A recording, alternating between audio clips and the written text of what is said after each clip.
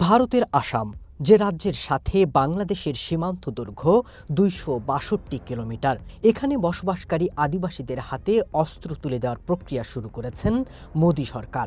অনলাইনে আবেদন করে মিলছে আধুনিক আগ্নেয়াস্ত্র। রাজ্যের মুখ্যমন্ত্রী হেমন্ত বিশ্ব শর্মা বলছেন, আদিবাসীদের রক্ষায় এই আইন। তবে বার্তা সংস্থা রয়টার্সের চিত্র বলছে ভিন্ন কথা।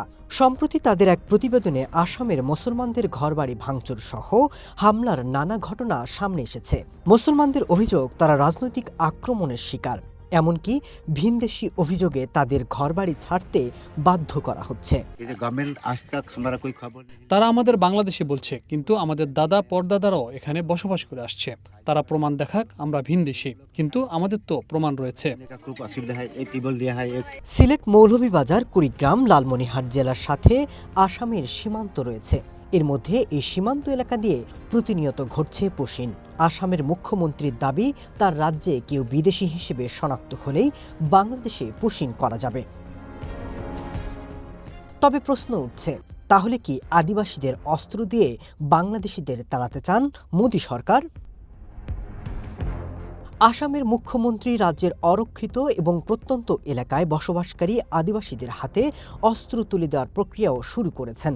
অনলাইন পোর্টাল সেবা সেতুর মাধ্যমে আবেদন করলে অমুসলিম আদিবাসীরা আগ্নেয়াস্ত্র লাইসেন্স পেতে পারেন বলে জানানো হয়েছে। এদিকে বিতর্কিত এ সিদ্ধান্তের সমালোচনা করেছেন ভারতের বিরোধী দলের নেতা, নাগরিক সমাজ এবং অধিকার কর্মীরা। তাদের মতে, আসামের জনসংখ্যার প্রায় 40% মুসলিম, যাদের বড় অংশ বাঙালি বংশোদ্ভূত। আর এই নীতির কারণে সাম্প্রদায়িক বিভাজন আরও তীব্র হবে এবং সাধারণ মানুষের হাতে অস্ত্র থাকায় সহিংসতা বাড়তে পারে। Masud Rana, one news.